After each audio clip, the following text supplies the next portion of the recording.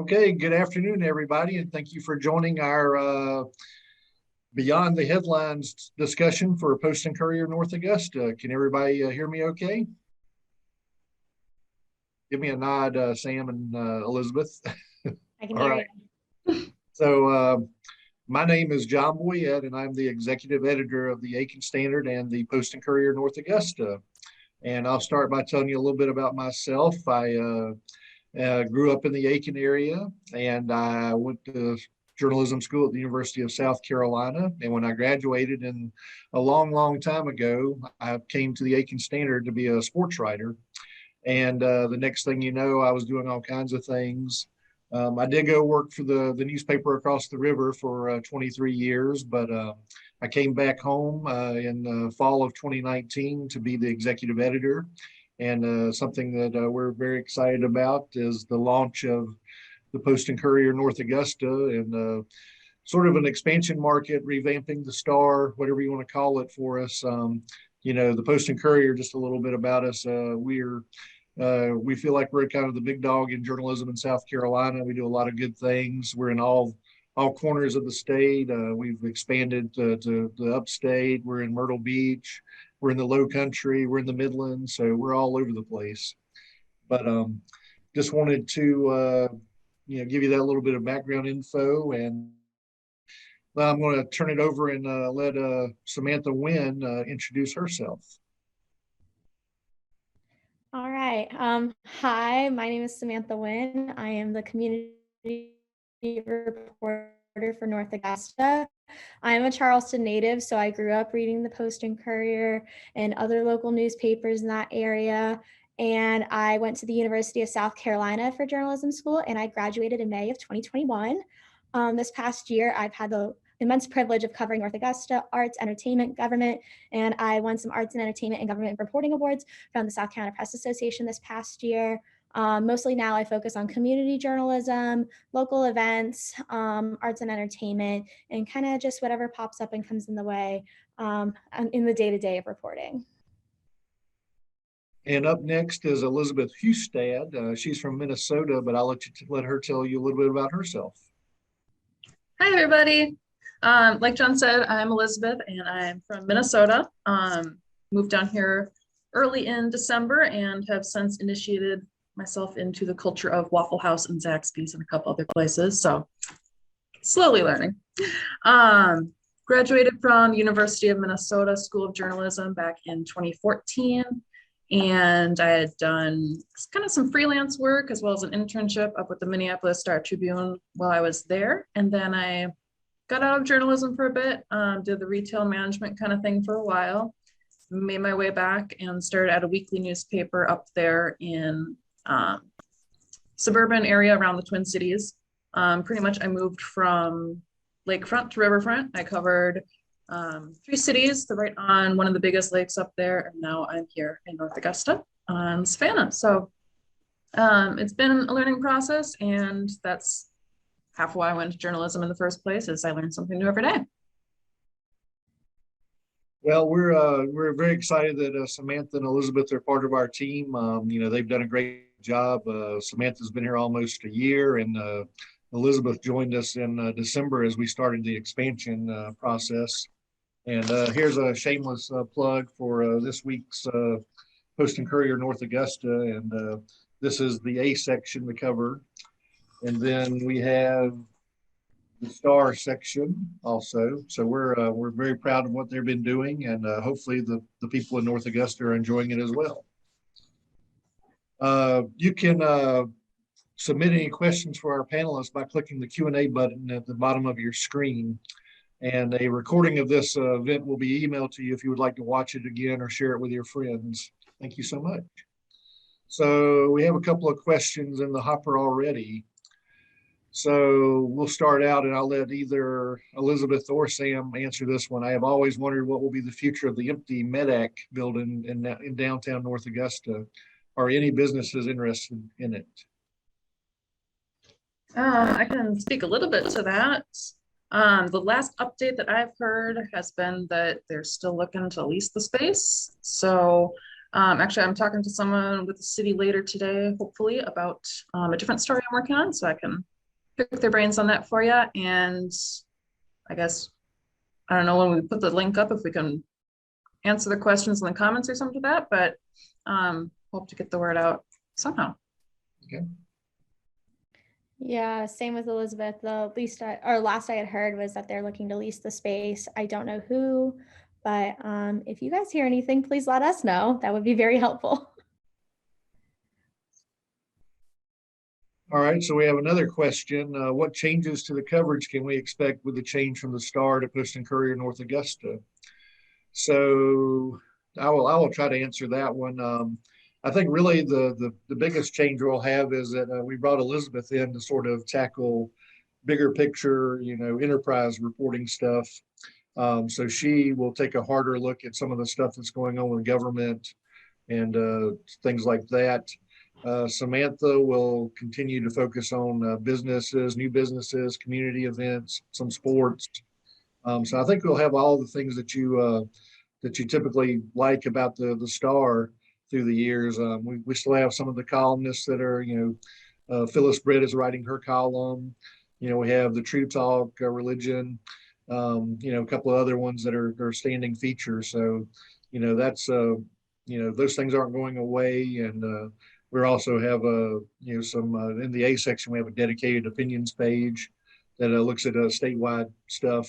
So I guess the best way to describe it is that, we're giving you more information and access to things that are going on around the state, but we're also keeping a pretty sharp eye on what's happening in North Augusta. Now let's go to how do we submit tips. So I guess the best way to submit a news tip would be to send it to, I'm going to let Post and Courier Events answer this question. So.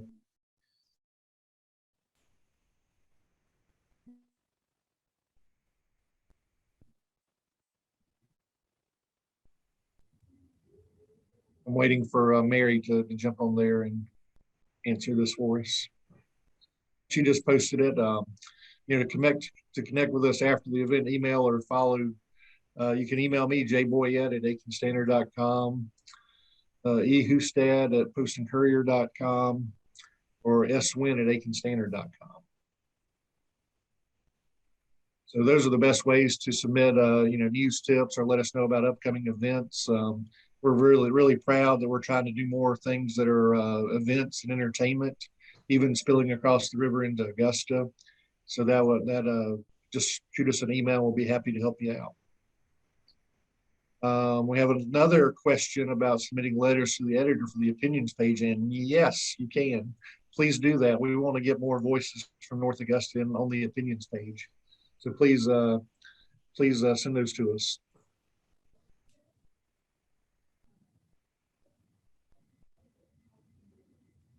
So I think I've caught up with all the live questions now. Now the fun begins. I get to ask Sam and Elizabeth some hard questions here. So Elizabeth, we're going to start with you.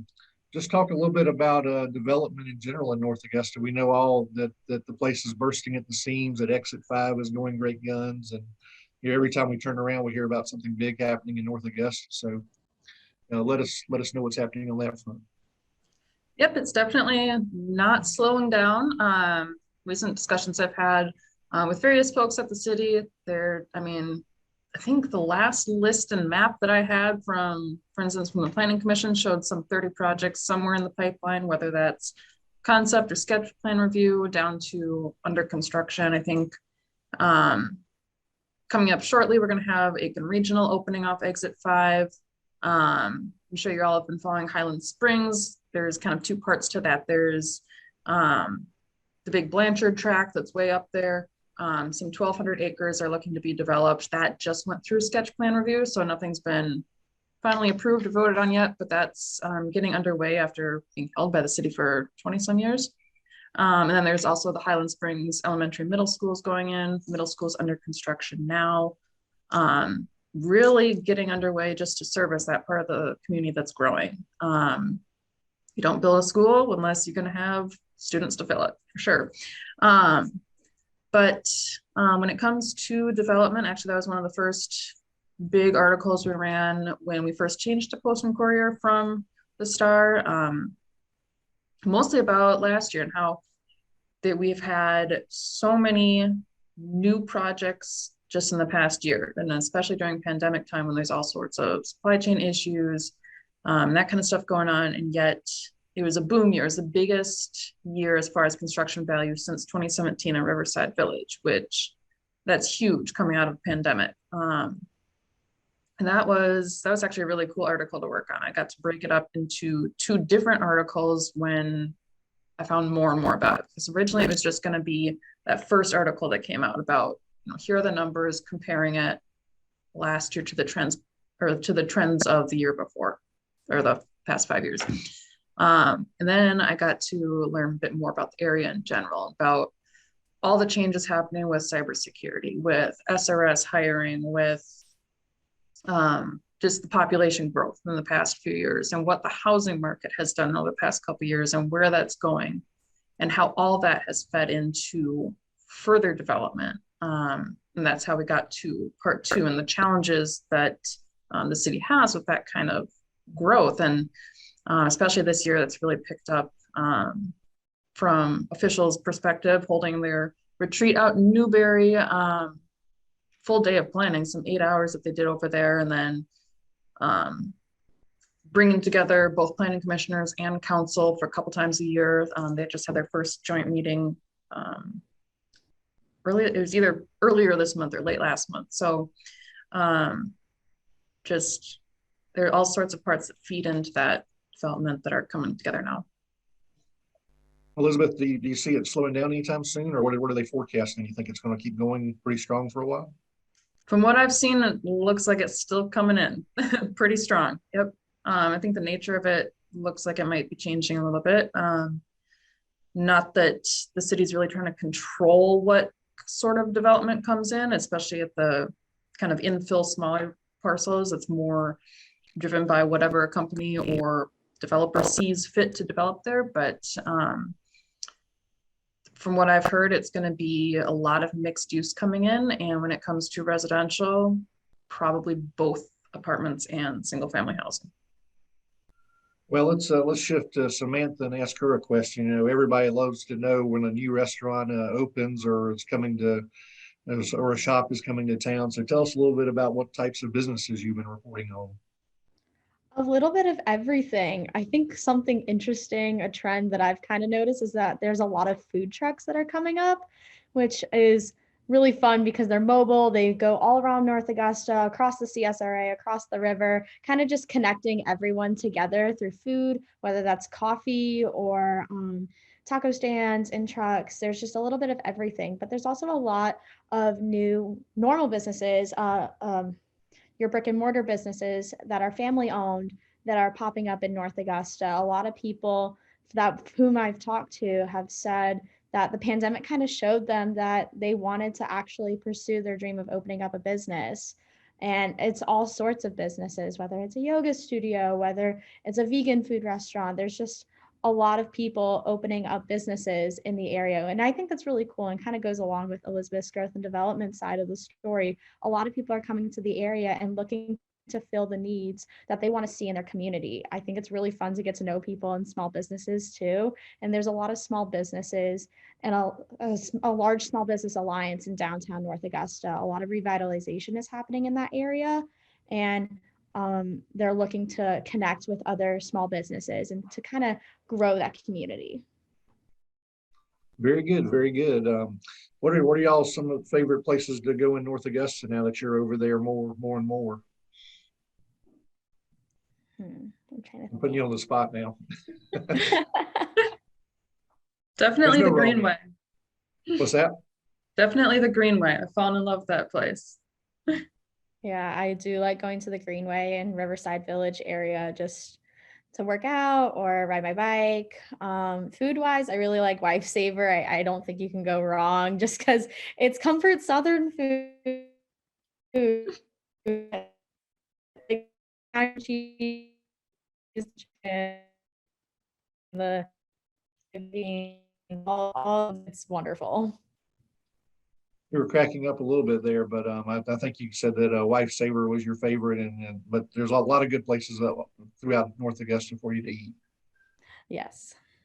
Manuel, If you don't, they're tasty.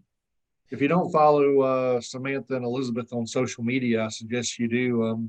Samantha is really all the time posting photos of North Augusta's riverfront and that area, and Elizabeth's catching on too. She's getting there, but look on their Twitter handles at Elizabeth Hustad and at Samantha Winn. So, but that's in the chat answer, so that should be there if you need to look it up. All right, let's go back to Elizabeth. And I understand that North Augusta is getting a new public safety headquarters. So tell us a little bit about that. Yep. This week they actually looked at the final design and site plan review during their work session, and they're going to vote on that this coming Monday during the regular session. So that's going up on Georgia Avenue, and it's going to replace essentially two buildings that they've got right now on Buena Vista. Buildings that at least one of them dates to the 50s. There are still some architectural elements from when it was built on top of the old city hall. They've got a few decommissioned holding cells that are now storage in the basement, and kind of these little steps that go up just like one or two to like a single office, and across the way I've got records and court separate. So they're finally moving out of that old spot and onto a new place in Georgia Avenue, and still pretty far out as far as construction. They're pre-qualifying bids for it just due to all the intricacies involved and all the code work involved in putting together a public safety facility. But then I think it's later this year they should go out for final bids, and then after that shouldn't be too long, I would think. Has there been any controversy over the location or any discussion about that?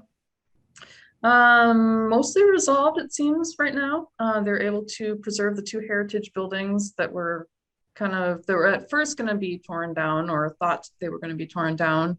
But those are going to be standing on site. And then some architectural elements that changed to better fit with the neighborhood. Actually, one of the guys who lives right there in the neighborhood, he was at the work session this past Monday, and he was very favorable to it as far as both the design of it and also the emphasis that was put on the history of the site. The Flythe and Southern Gables properties, they're called, on Georgia Avenue.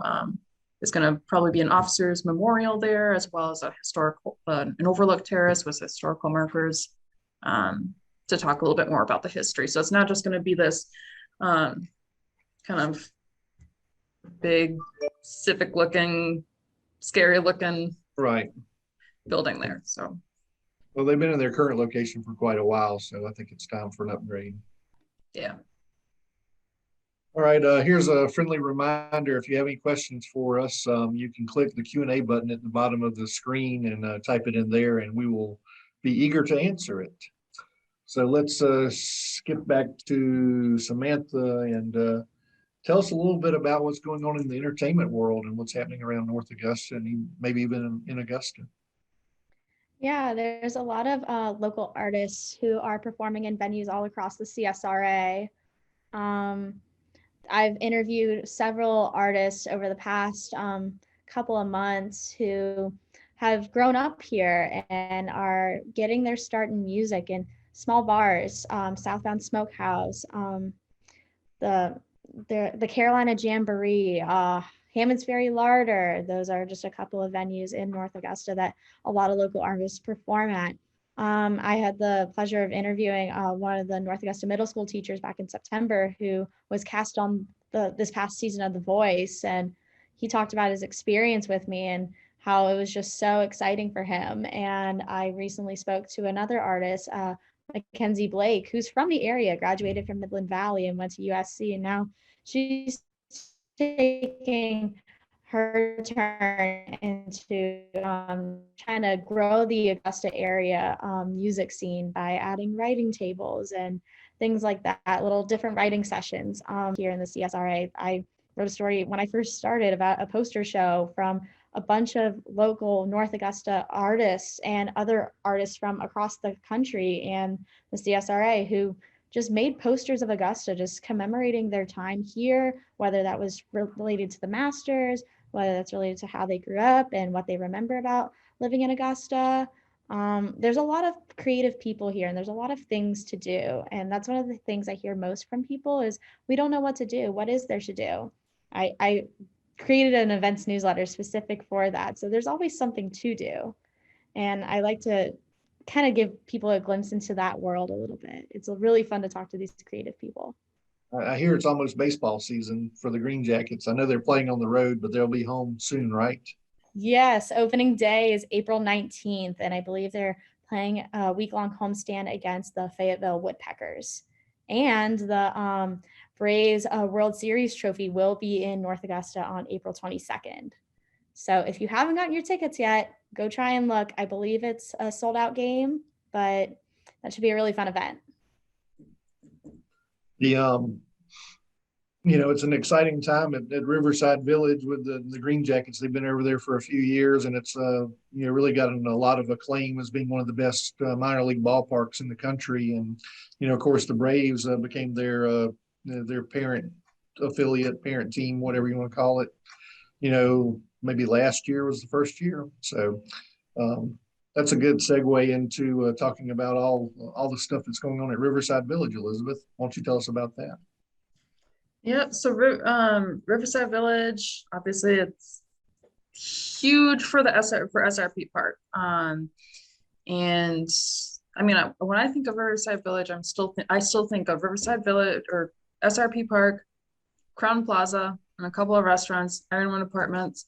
And then there's also the segment that's just sort of waiting.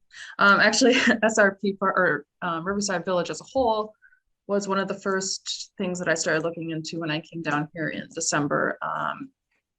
Kind of getting my feet wet, learning about it.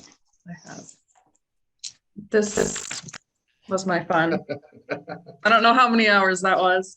But going back to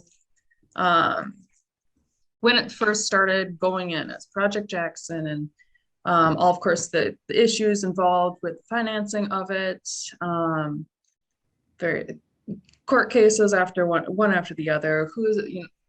Learned about opportunity zones. It's part of an opportunity zone to benefit areas that need more investment. Mid-assessments, learned all about that. That has been taken care of now. They've been made whole on their commitments to the city as far as paying their mid fees. So it's really in a position of it's on the developer to come in and develop less properties unless they want to keep paying their extra money. So I don't have a further update, unfortunately, as far as if we're getting more business, more residential development, or what that timeline is like.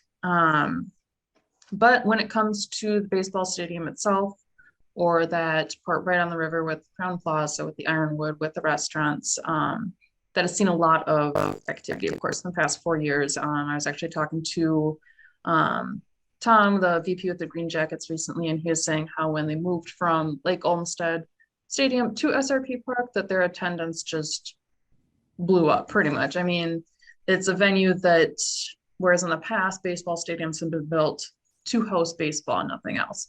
SRP Park was built to host baseball, but also around that schedule of 66 home games, I think they have, to also host concerts. They hosted an Easter service 1 year. Comedy shows. I was talking to them. They've hosted MMA there. They put the ring over at home plate, he said.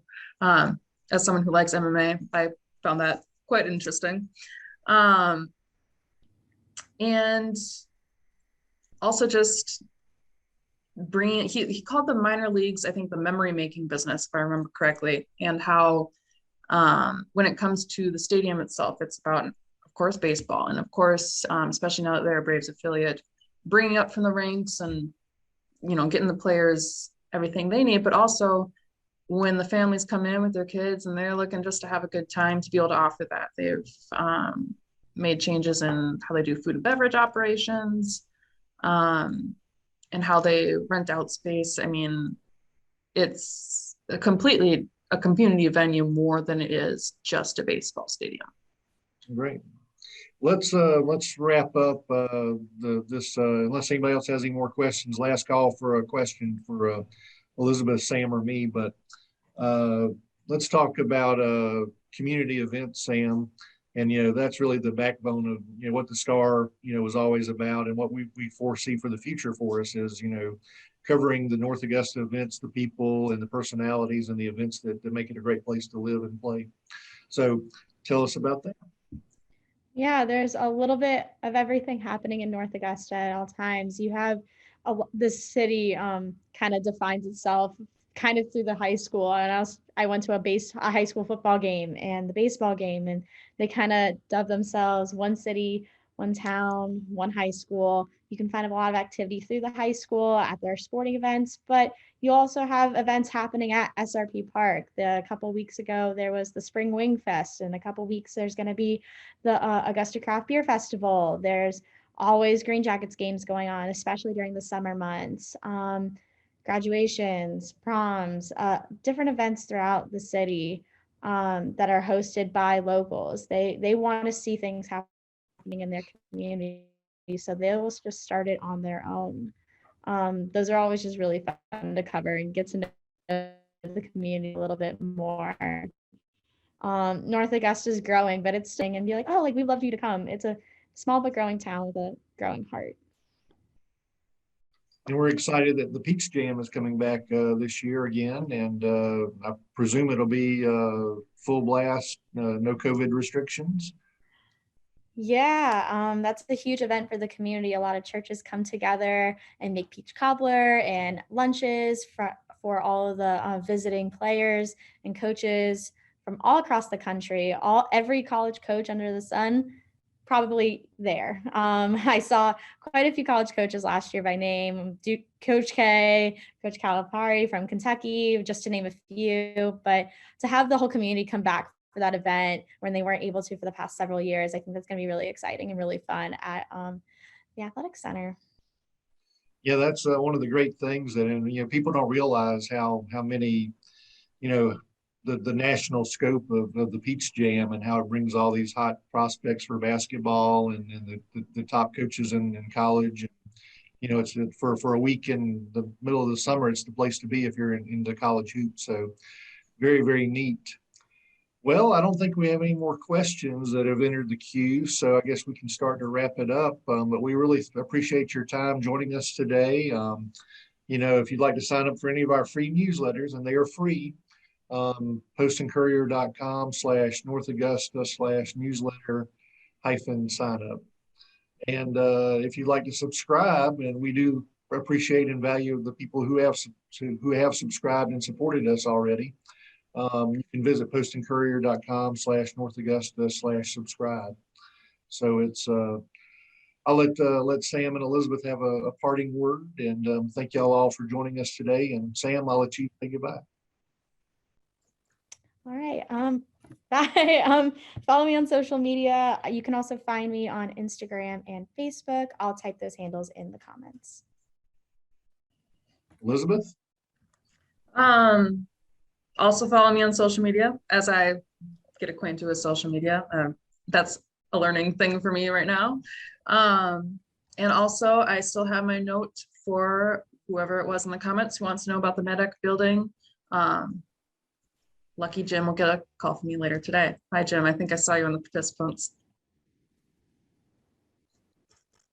All right. Well, I think let's see, we got, maybe that's something from Sam, but thanks. We got to thank you guys for all you do. So thank you for reading us and following us on social media. And we feel that a strong community newspaper is a vital part of any community, and it's important for us to report on government and tell the good, the bad, and the ugly, however the chips may fall. And we look forward to being North Augusta's community newspaper for many, many decades to come.